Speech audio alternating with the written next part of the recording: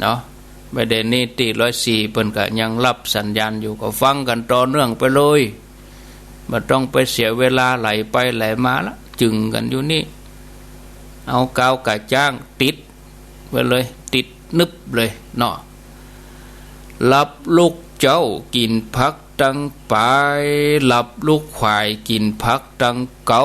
ลูกเจ้าได้หลายลูกควายได้น้อย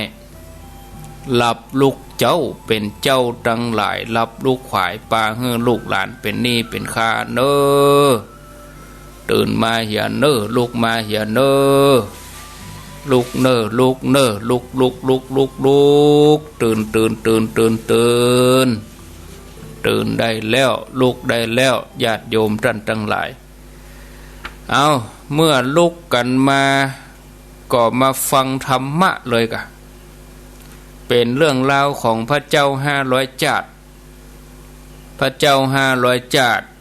นำเสนอมาถึงเรื่องที่472ปะกันแล้วบ่ฮือขาดแคลวเสียเวลาพระเจ้า500จาดเรื่องที่472ชื่อชาดกเปิ้นว่ามันทัพยะชาดกหรือสีมันทัพยะหรือสีมันทัพยะชื่อเปิ้นก็ตามชาดกนะมันทัพยะชาดกหรือสีมันทัพยะเรื่องราวเป็นอย่างไรก็ลองฟังกันไปดังต่อไปนี้พระเจ้า500จาดเรื่องที่472โอ้กะพระเจ้า500จาดนี้มาอู้กันได้เป็นจนเป็น2 ปีบ่เนาะญาติโยมได้เพราะบางวันก็ได้เอามาเล่าบางวันก็ได้เรื่องเดียวบางวันก็ได้2เรื่องมาเล่าในช่วงตี5นี่ครั้งหนึ่งมีพราหมณ์อยู่2 คนพราหมณ์2 คนนี่ก็เป็นเพื่อนกันคนที่1ก็ชื่อปายนแถมคนหนึ่งบ่มีชื่อตึง2 คนนี่ก็หันโทษของกามก็เลยออกบวชสร้างอาสมอยู่ในป่าหิมพานต์เมื่ออายุได้50 ปีถึง2นี่ก็ออกจากป่าเพื่อจะไปริมรสอาหารรสเปรี้ยวรสหวานรสเค็มพ่องกินหน่วยไม้มาเหมือนผลหมากหลากไม้มาเหมือนแล้วอยากจะเปลี่ยนรสชาติก็เลยเข้าไปในหมู่บ้านแคว้นกาสีฤาษีปายนก็มีเพื่อนแถมคนชื่อว่ามันทัพยะเขาทั้ง2นี่ก็เดินทางไปหาฤาษีมันทัพยะอันนี้ก็ชื่อเหมือนกันหันพระฤาษีทั้ง2ก็ดีใจก็เลยแปลงอาสมน้อยๆให้ได้อยู่แล้วก็นำอาหารมาให้กินถึงวันถึง2นี่ก็เลยพักอยู่ที่หั่น 3-4 วาษาเมื่อพักแล้ว3-4 วาษาก็ลามันทัพยะออกเดินทางไปแสวงบุญบ่เมินบ่นานฤาษีปายนก็ปิกไปหาฤาษีมันทัพยะไปมาหาสู่กันอย่างอี้ตลอดในอดีตชาติฤาษีมันทัพยะนี่เพิ่นเกิดเป็นลูกชลาไม้หรือว่าช่างไม้นะเขาก็เป็นคนชอบใจไม้ทองหลางเสียบแมลงวันเสียบแมงงนนะจนวันหนึ่งในชาติปัจจุบันฤาษีก็ถูกใส่ร้ายว่าเป็นขโมยโดนพญาเจ้าเมืองลงโทษโดยการเอาไม้ทองหลางเสียบเหมือนเสียบแมงงนนี่นะ แต่เขาก็หู้ว่าบ่อาจจะพ้นจากเว้นจากกรรมนี้ได้ฤาษีปายนก็เดินทางไปเยี่ยมสหายพอดีหันสหายอยู่ในสภาพนี้โดนเปิ้นเอาไม้ทองหลางเสียบก็เลยถามสาเหตุก็ฮู้ว่าเปื้อนของตัวเองเนี่ยก็บ่ผิดอันหยังก็เข้าไปขอร้องพระราชาพระราชาก็ทรงทราบเรื่องนี้ทำให้มีการ สอบสวนแถมไม่ปรากฏว่าหูว่าฤาษีมันทัพยะบ่มีความผิดพญาเจ้าเมืองก็สั่งให้เอาไม้ทองหลางออกจากตัวฤาษีแต่ก็บ่สามารถเอาไม้ทองหลางออกจากตัวได้เพราะอดีตชาติฤาษีมันทัพยะเอาไม้ทองหลางเสียบขาแมงงนขาแมงงนจะไปใหญ่อย่างได้แมงงนให้ตัวหลวงค่ะให้เสียบหัวเสียบตัวนะเนาะก็ว่าเป็นกับดักแต่ว่าแมงงนหรือว่าแมลงวันนี่บัดตายอยู่ที่หั่นเอาจนหมดอายุไขฤาษีมันทัพยะก็เลยมีไม้ทองหลางติดอยู่ที่ลำตัวไปที่ไหนก็ไม้ทองหลางเสียบตัวติดไปมาพระราชาก็ทรงให้เขาแล้วก็ฤาษีปายนเนี่ยไปอยู่ในสวนอุทยานนะสร้างอาสมอย่างดีเพื่อเป็นการไถ่โทษฤาษีมันทัพยะก็กราบทูลพระราชาว่าบ่มีบุรุษใดที่สามารถถอดไม้ทองหลางนี้ได้เพราะอำนาจกรรมที่ทำไว้ปางก่อนถ้าพระองค์อภัยโทษให้ก็ขอให้เอาเลื่อยมาเลื่อยไม้ทองหลางออกไปเถอะนี่หรอจากนั้นฤาษีก็เลยมีไม้ติดอยู่หลังมาตลอดไม้ทองหลางนี่นะพระราชาก็รับสั่งให้ฤาษีมันทัพยะกับฤาษีปายนไปอยู่ในสวนอุทยานฤาษีปายนย้ายไปสำนักที่ของตัวเก่าอยู่มันทัพยะพร้อมกับครอบครัวก็ไปแสดงความยินดีกับเปื้อนวันนั้นลูกของเขาเล่นลูกคางอยู่ที่จอมปลวกโดนงูชกอาการปางตายภรรยาของมันทัพยะ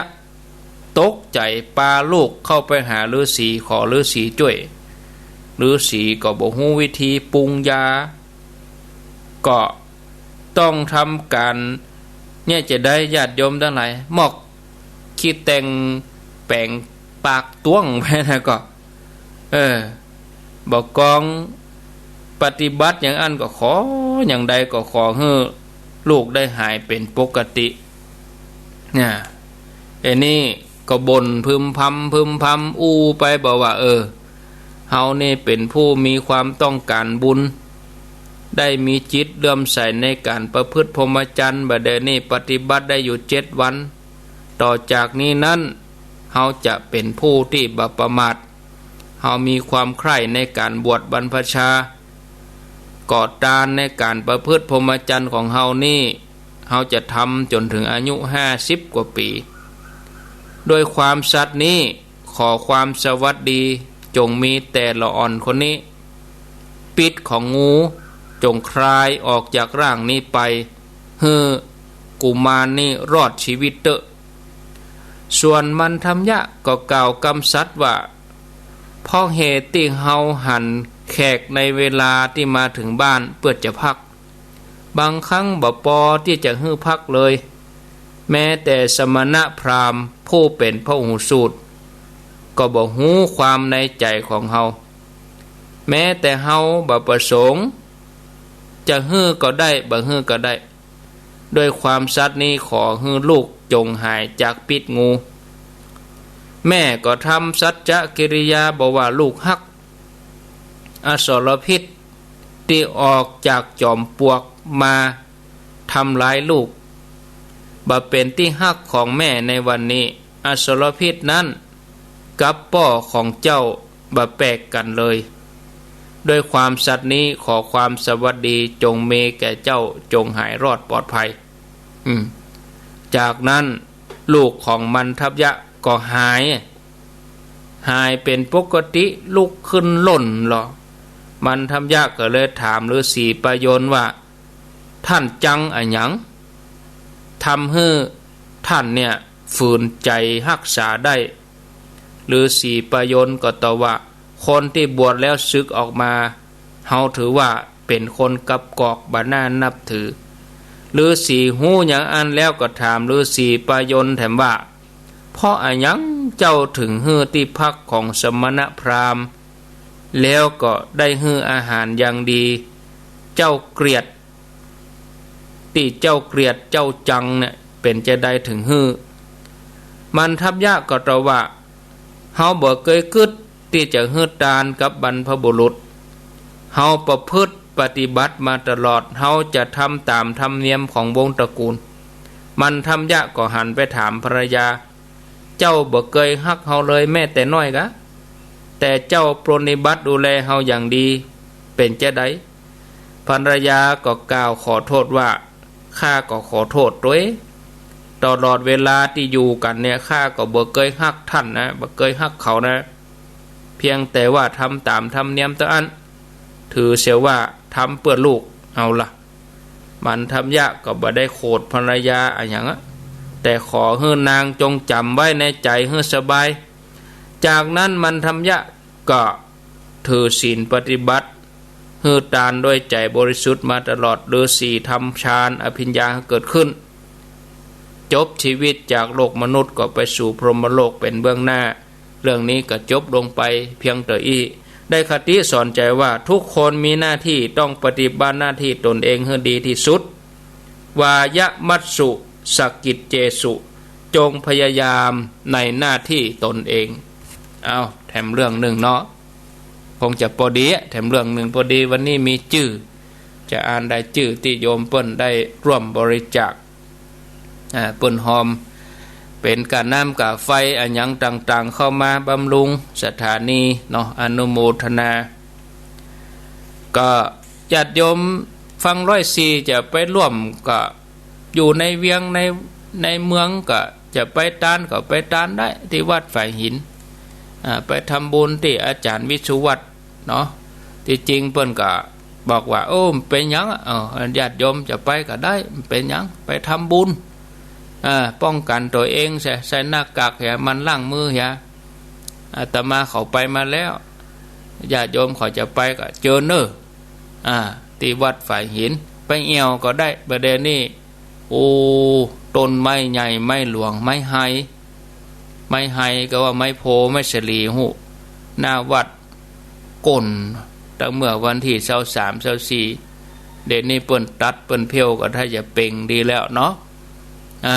ญาติโยมจะร่วมบุญกุศลตั้งเมืองฝางก็ต้านเมืองฝางปุ่นนึ100.25ช่วยกันเนอญาติโยมไปตานเป็นการบำรุงสถานีเมืองลี่ก็ตานเมืองลี่แม่แจ่มก็ตานแม่แจ่มเนาะเวียงป่าเป้าก็ดูแลทุกเจ้าที่เปิ้นจัดรายการตั้งเวียงป่าเป้าฮะเนาะแต่ละตนจะตานตนใดก็ตามใจญาติโยมฟังรูปใดตนใดเขาจะตานไปก็ดูแลใจใส่กันครูบาอาจารย์เปิ้นจะได้มีกำลังใจในการเผยแผ่เมืองน่านก็ตานเมืองน่านพุ่นนู่ดังนาน้อยก็หยังก็ตานกันไปฟังที่ไหนก็ตานที่หันเตอะเนาะแม่แจ่มก็ตานแม่แจ่มวัดจันทร์ก็ตานวัดจันทร์ดูแลศรัทธาไผมันศรัทธาก็ดูแลพระเจ้าประสงค์สถานีที่เปิ้นรับสัญญาณในเวลานี้ก็มีตึงสถานีภาคธุรกิจภาคธรรมะภาคสาธารณะภาคชุมชนที่เปิ้นรับสัญญาณอยู่บัดเดี๋ยวนี้นะก็ต้องขอบคุณเนอะที่เปิ้นได้รับสัญญาณอนุโมทนามาเล่าเรื่องต่อโยมจะไปโทรเด้อใจเย็นๆก็เดี๋ยวจะปั่นให้โทรถ้าบอกเบอร์ก็ก้อยโทรมานะใจเย็นๆเอามาเล่าเรื่องสุดท้ายของวันนี้แต่บ่ได้สุดท้ายของทุกวัน เนาะทุกวันก็จะมีเอามาเล่าให้ถึงบ้านถึงจองพระเจ้า500จัดเรื่องที่473พระเจ้า500จัดคำว่าพระเจ้า500จัดคืออย่างคือการปั้มเป่งบารมีของโพธิสัตว์เจ้าเฮาที่เปิ้นเกิดแต่ละจัดละจัดถึง500จัดอันนี้473ชื่อเปิ้นว่ายาจกกับผ้าย้อมดอกดำชื่อชาดกว่าปุพพรัตนชาดกปุพพรัตนชาดกนะยาจกกับผ้าย้อมดอกดำเรื่องราวเป็นอย่างใดก็ลองฟังดังต่อไปนี้มีเทวดาตนหนึ่งอยู่ในเมืองปารณสี ครั้งหนึ่งที่ในเมืองเปิ่นก็มีมหรสพเนาะกลางเดือน12มีคนทั้งหลายก็ตกแต่งบ้านจองงามดีทั่วพระนครตกกลางคืนก็มีแม่ยิงหนุ่มสาวปากันมาดูกันละเล่นต่างๆแต่มีปล่อยใจตุ๊กตะเข็นใจผู้หนึ่งมีผ้าผืนเดียวเอามาติดเนื้อติดตัวก็ผ้าผืนนี้ก็ค่อนข้างจะหนา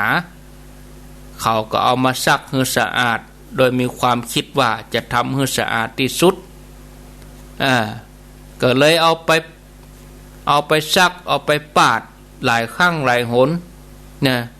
ผ้านี่ก็เมื่อโดนซักโดนบุบโดนซักโดนปาดหลายเตื้อก็ปุดขาดไปนี่เหมือนผ้าขี้ริ้วมีตำนี้ปุดเป็นตินนะภรรยาของเขาก็เกิดถึงงานมหรสพก็ดีใจก็อู้กับตุ๊กตะนี่ว่าฉันใครหนุ่งผ้านะใครหนุ่งผ้าตีย้อมดอกดำสักผืนห่มผืนหนึ่งแล้วก็จะเอากอดคออ้ายเอาก้องคอนี่นะแล้วเขาเอาไปเอี่ยวถ้าจะมีความสุขบ่น้อยนั่นปล่อยใจตุ๊กตะเขียนใจฟังภรรยาแล้วก็ทอดใจอู้กับภรรยาว่าน้องเฮ้ยคนจนอย่างเรา คนตุกอย่างเฮาเนี่ยจะเอาผ้าย้อมดอกดำที่ไหนมา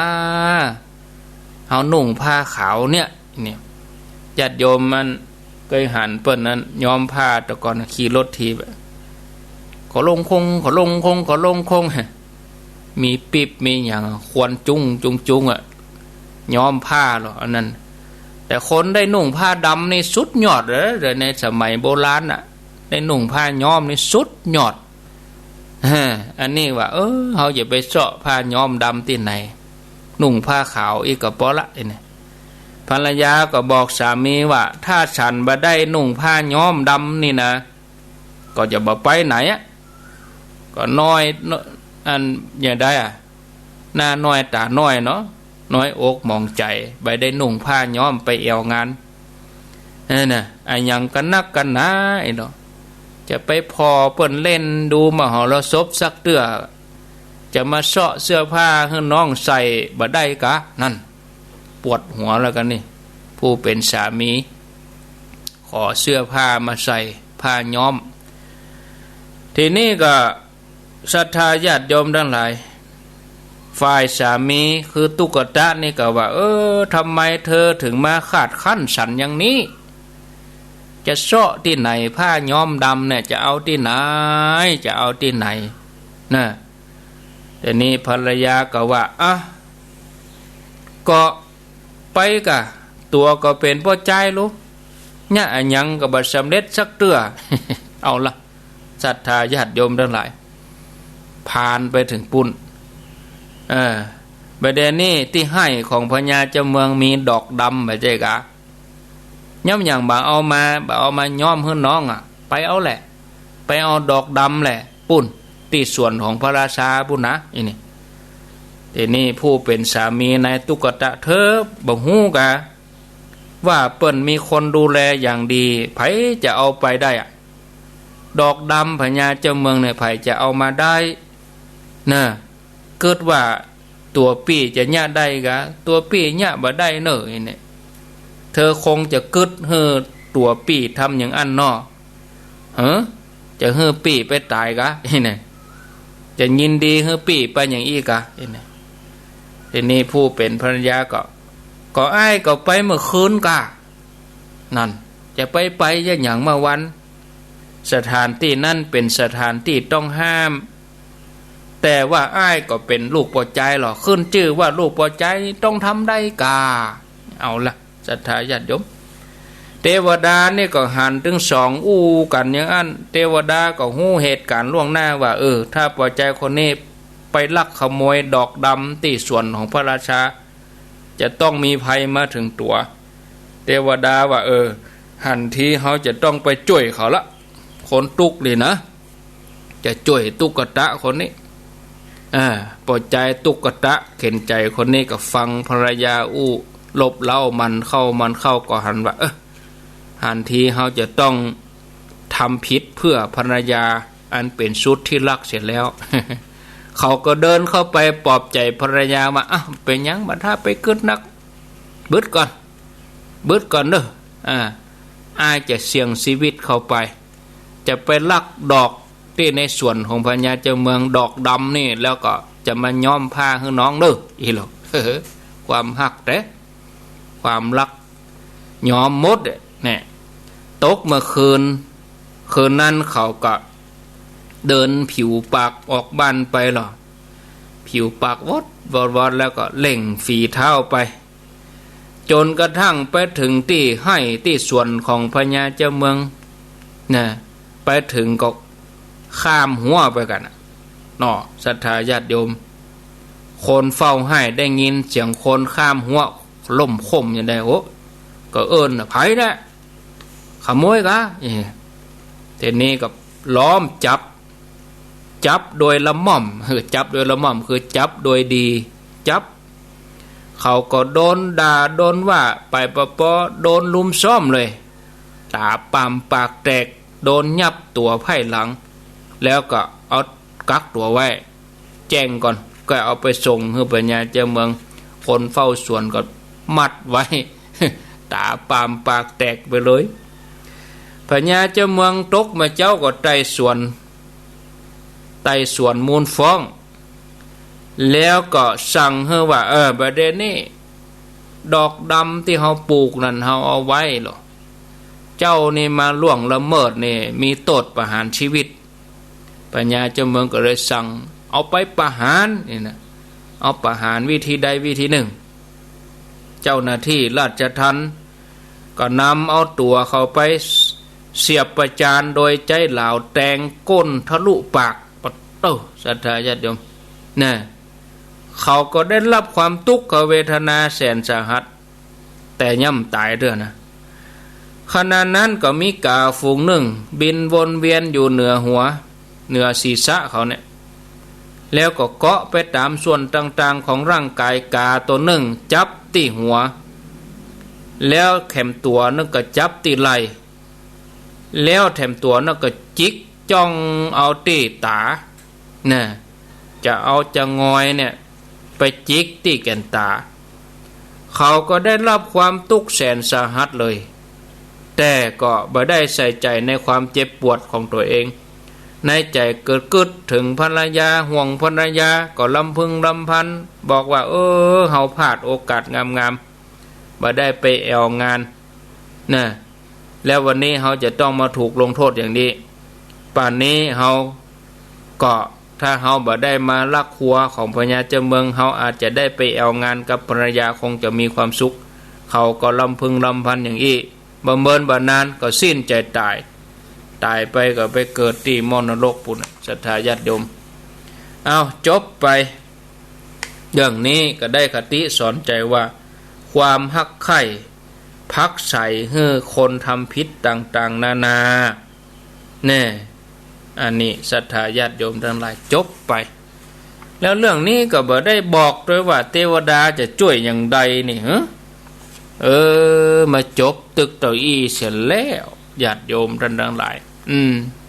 เอาวันพุธเฮาก็จะมาว่าต่อเรื่องที่474พระเจ้า500จัดปริโยศาสตร์กับพระเจ้าชัยทิศปริโยศาสตร์กับพระเจ้าชัยทิศชาดกนะชัยทิสะชาดกพระเจ้าชัยทิสะหรือว่าพระเจ้าชัยทิศพระเจ้าชัยทิสะชื่อชาดกก็คือชัยทิสะชาดกแต่ว่าต้องเป็นวันพุธก่อนอันพุธเวลา 5:00ประเด็นนี้พอเวลา 5:38 นาทีเอาอนุโมทนาเหี่ยก่อนเนาะญาติโยมจะคืนไปงานเขาดำที่ให้ดงก็มีญาติโยมเปิ้นร่วมบุญมาก็ขออภัยสถานีแต่ละที่เปิ้นรับสัญญาณเพราะว่าโยมเปิ้นร่วมมาก็อนุโมทนาแม่4,000ใจสัตว์เด้อพร้อมลูกหลานตานหาป้อรวยใจสัตว์กุเตื้ออาตมาจัดช่วง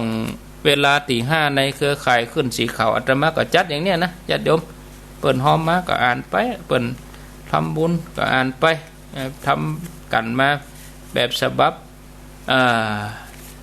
หลักย่าเจ้าบ้านเฮาเนาะอยู่กันอนุโมทนาแม่สุพรรณาอิมังบ้านปากร่องน้ำดิบปะสร้างหลายปิงนี่เนอะร่วมทำบุญกันน้ำกับไฟมา50 บาทป่อกังแม่แก้วพาแช่ลิ้มบ้านให้ดงเหนือ40 บาทแม่เพนคำวังพฤกหนองเกิด20 บาทแม่พิมพ์วันคำดิบบ้านให้ดงปะสร้าง20 บาทป้อนนานทองอินแม่นิดกาวลีพร้อมครอบครัว200 บาทป่อวันคำแม่สุพินเทียมทังพร้อมครอบครัว500 บาทดาบตำรวจนัทกิจนางพัชพรใจมา50 บาทนายคำตันนางน้อยสุขใสปากตังสามัคคี50 บาทปอลายแม่บ่ผินใจวงแก้วปะวัดเจ็ดลินวันนั้นก็คือวันไหนก็คือ23ร่วมทำบุญมา200 บาทปอลายแม่บ่ผินนางน้ำเพชรทรเทพหลังม่อนดอยรอเฮาเนี่ย100 บาทปอดชัยแม่แปงชัยชนะปักตังสามัคคี100 บาทอันนี้ต่อไปก็มีป่อจันทิพย์แม่แสงเรือนคำล่าเนอะอนุโมทนาตานเทวบุตรเทวดา100 บาทแม่สายันลาบุญมาพร้อมลูกหลาน100 บาทแม่เดินเพ็ญทิมบางหนอง100 บาทนางเกศรตาเปงแม่ก้าสันปะตองไซมูล100 บาทแม่ฟองจันสิริปา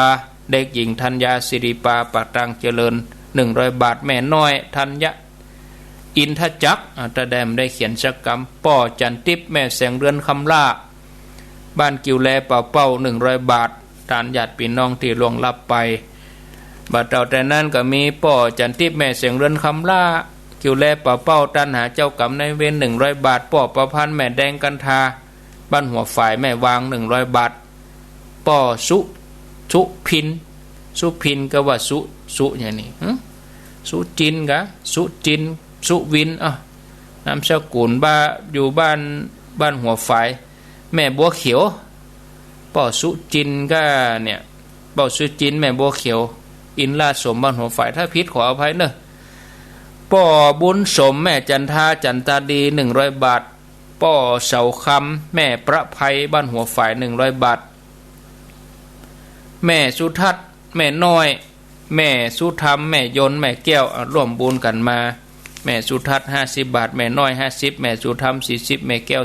40แม่แก้วแหมแก้ว20 บาทแม่ยนต์20 บาทแก้วมีหลายแก้วบ่เขียนนามสกุลแก้วมี2 แก้วแม่แก้วอีเนาะอนุโมทนาเปิ้นก็ฮู้ของเปิ้นเนาะไอ้ฟังอยู่หั่นก็แม่แก้วแม่อวยยอดลุงสุพร้อมครอบครัว100 บาทแม่เพ็ญจันเทศบ้านหัวฝ่ายแม่วางแม่สุนานุพงศ์บ้านหัวฝ่าย50 บาทนายสุวัฒนางละเอียดคนทนนางสาวสุวดีคนทนบ้านเหล่าป่วยเจ้ากรรมนายเวร200 บาทฝากลุงหนานมาได้รับแล้วแม่จำปีวงฟันตรงปูแดง100 บาทอนุโมทนาสาธุจบครบถ้วนกระบวนความต่อไปก็เอาปอนแล้วก็มาวางสายข้างแหม20 กว่านาทีสุดท้ายสัพปิติโยวิวัชชันตุสัพพะโลโกวินัสสันตุมาเตภวัตวันตรายโยสุขีทีคายุโกภวะอภิวาทนาสิริสนิจังวุธาปจายโนจัตตาโลธรรมาวาทันติอายุวันโนสุขังปะลังเอาแล้วสบายอกสบายใจม่วนอกม่วนใจโล่งอกโล่งใจเอาต่อไปนี่ก็วางสายศรัทธาจะไปเมืองน่านนี่ก็เดียวรอเปิ้นยกเลิกเคอร์ฟิวอย่างนี้ก่อนเนาะเปิ้นขยายแหมเดือนน่ะโอ้ถ้าเปิ้นบ่ได้ขยายแหมเดือนนี่ก็ประมาณกลางเดือนมิถุนายนนี่เขาก็ไปแล้วก็ก่อนเข้าพรรษาแต่ประเด็นนี้เปิ้นขยายไปแหมเดือนกับพวกต้นเดือนกรกฎาคมพุ่นนะไปเมืองน่านก็ถ้าเปิ้นบ่ขยายเพิ่มเอาก็จะได้กำหนดวัน ที่จะไปเมืองน่านกันแต่ว่าที่ไฟเห็นนี่ก็เข้าพรรษาไปอาทิตย์เนาะเข้าพรรษาไปได้อาทิตย์เอาก็ถ้าว่าเหตุการณ์บ้านเมืองอย่างคลี่คลายเปิ้นยกเลิกสถานการณ์ฉุกเฉินอย่างไปอย่างนี้ก็ขี่คลายดีเขาก็ก้อยจัดกิจกรรมกันอันนั้นก้อยว่ากันแถมกรรมเอา0998366322เจริญปนครับกล่าวไว้ฉากครับท่านพระอาจารย์อ้าวปงหนองปงหนอง ปงหนองป่อบุญธรรมครับผมได้ยินทีดีก็ป่อบุญธรรมได้ยินจัดทีครับชัดเจนดีครับปงหนองเนาะครับก็เดี๋ยวก็ฟังเทศธรรมต่อไปครับก็เดี๋ยว6 โมงถึง7 โมงนี่ก็ตุลุงในวังเนาะในวังวังสิงคำวังสิงคำนะกะครับการเอาก็ได้ฟังอย่างหลากหลายขึ้นเนาะสลับซับเปลี่ยนกันไปนะ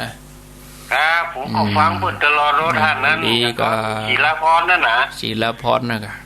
ครับโมทนาป่อบุญธรรมครับผมสาธุป่อบุญธรรมสังคำฝันปงหนองยังบ่เป้าเนาะ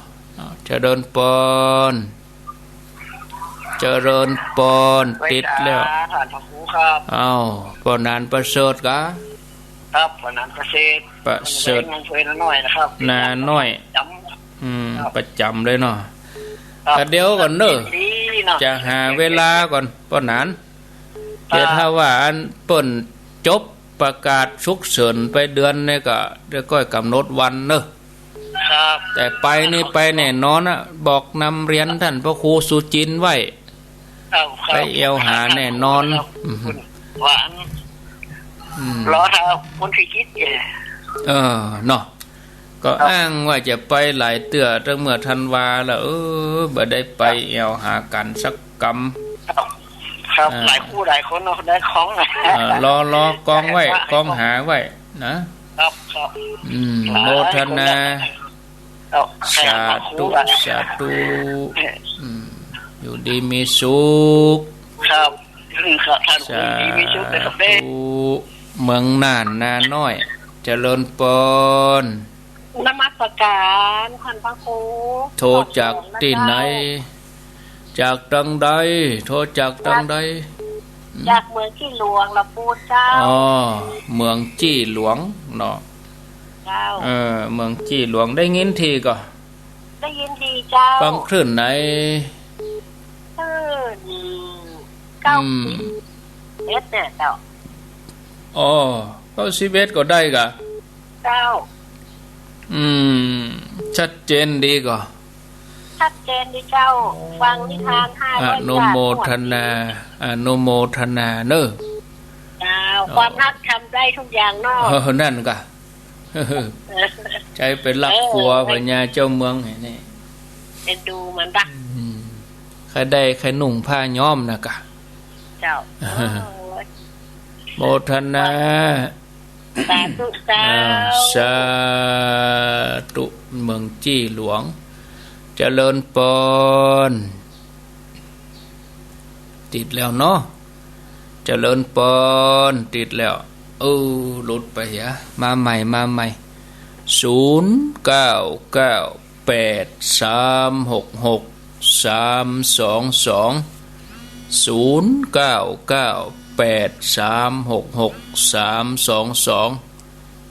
เจริญปนน้องเบี้ยวมาแล้วผลไม้แล้วประเดี๋ยวนี่ดีแล้วกะ500 จานที่จริงมันน่าจะมีบทสรุปหน่อยกี่เนาะกันเนาะก็ว่าไปแล้วมันเทวดาอาจจะประสั่งสอนให้คนเป็นคนดีก็ไปแง่เมื่อนี่เนาะมีเนาะจบจบไปอย่างนั้นเลยว่าไปตามแบบเนาะว่าไปตามแบบเปิ้นมาอย่างนี้โมทนาเนอโมทนาสายต่อไปเจริญปน ไม่ใช่เจ้าท่านครู เอาบ้านบวกเมืองลี เจ้า เมืองลีฝนตกก็เมืองลีหืม บะหมี่ขุนเจ้า มีก็ โอ้ย เอบ ะหมี่ อ ที่แน่วันนะบะหมี่ ลูกเจ้าเหมือนกันลูกแต่ เจ้า อ๋อลูกเจ้าลอ ที่จะมีกี่ขี่แล้วท่านครู 4 โมงกะแต่มายัง2 โมงเกิงล่ะ เจ้า เดี๋ยวนี้นะ 4-5 โมงแล้วจะ อืม ฟังอย่างเงี้ย โมทนาบุญโตยยาย เจ้าใช่เจ้า สาธุคนเฒ่าเนาะเปิ้นล้อฟังเนี่ยมากับอินดูศรัทธาเจริญปน ท่านพระครู เอาอันนี้ห้อยยาไซบ่ ไม่ใช่ครับมันข่าวเฉลยเขาก็ครับ มีใครตอบได้หรอเฉลย ว่าคนตอบไปเลย เอาปัญหาว่ามาก่อนว่าปัญหามาก่อน อะไรเอ่ยหัวคนตอมเนี่ย อะไรเอ่ยหัวคนตอมเฉลย ครับ เฉลย เฉลยเลยนอก โอ้ หัวผู้หลวงบ้านครับ เพิ่นกะ หัวก็หลวงบ้านคนตอมอีก คนตอบ นาน อันน่ะเหมาะ แม่ก็แม่แล้วนอกครับนอก ก็แม่นอยู่ผมท่านพระครูอยู่ดีสบายเดินทางทางฟังไรปลอดภัยอายุมั่นมีแนว100 ปลดตู้ เลยแล้วครับนอก เอา100ก่อนบ่ ครับ พิจารณาไว้ก่อนเนาะถึงมาฮู้เรื่องนี้ เจริญปน เวลาเจ้า จากดังใด จะต่ำในเรียงเนี่ยเนาะ ในเวียงโอ้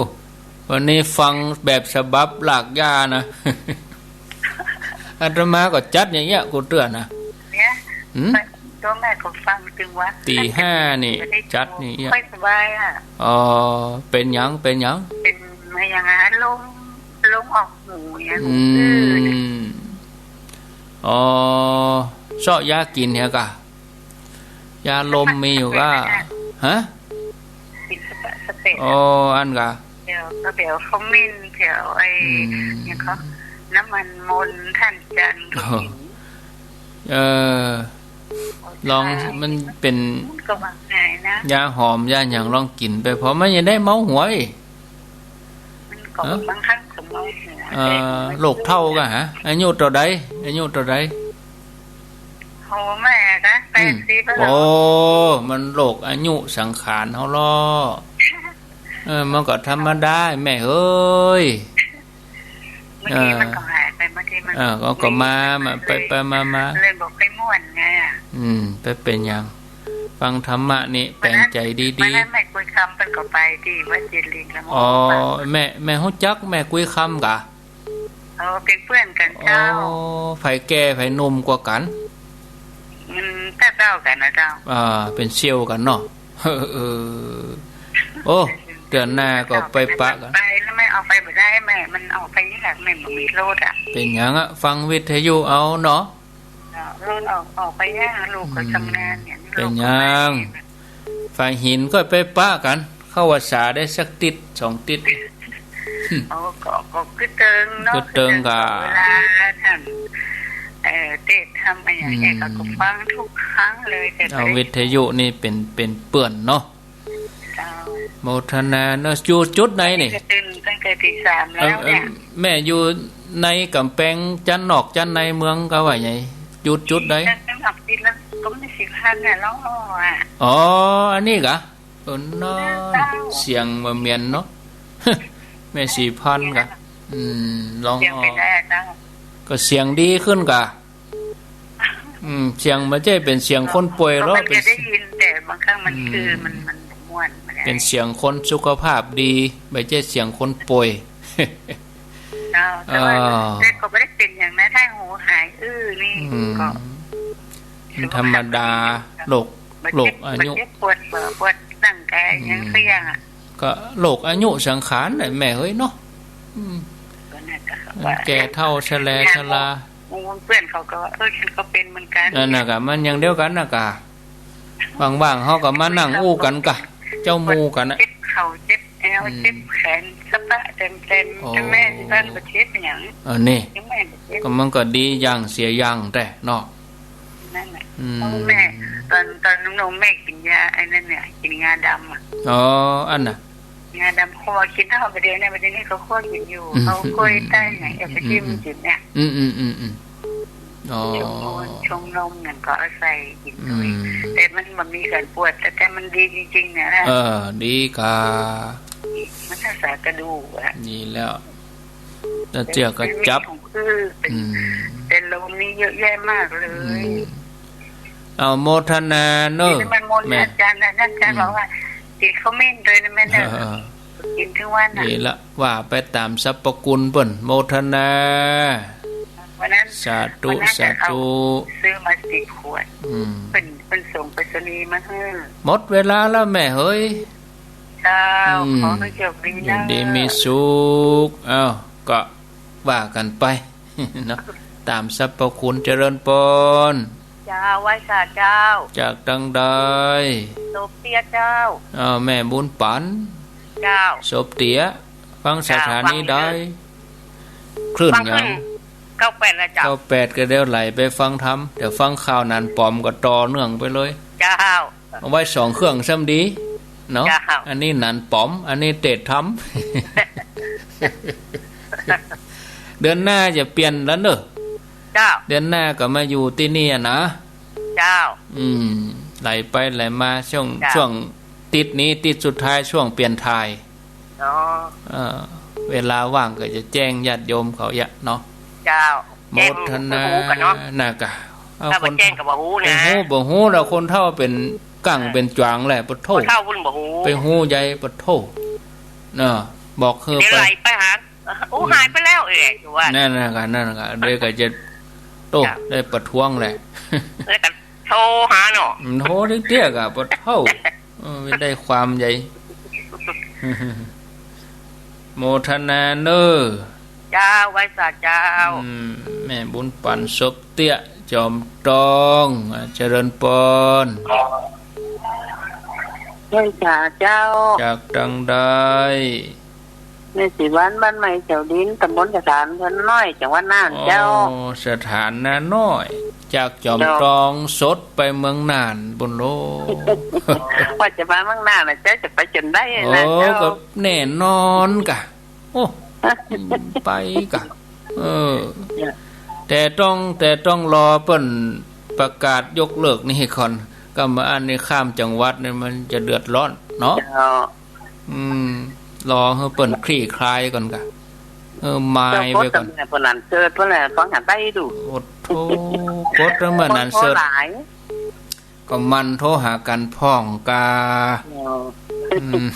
เจ้าจะโทรตลอดถ้าเจ้านี่เจ้าตื่นมาตี 5น่ะฟังน่ะ ฟังตั้งตี 5แล้วบ่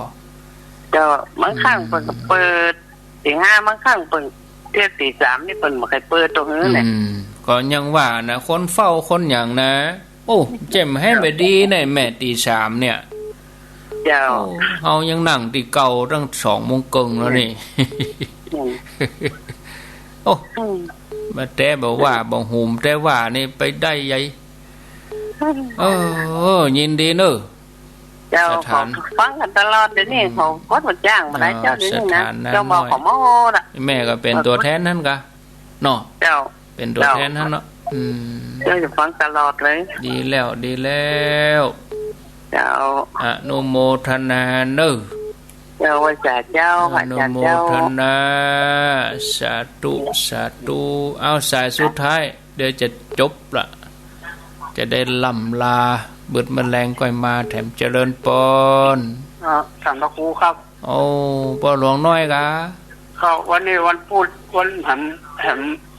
มบึ้สอน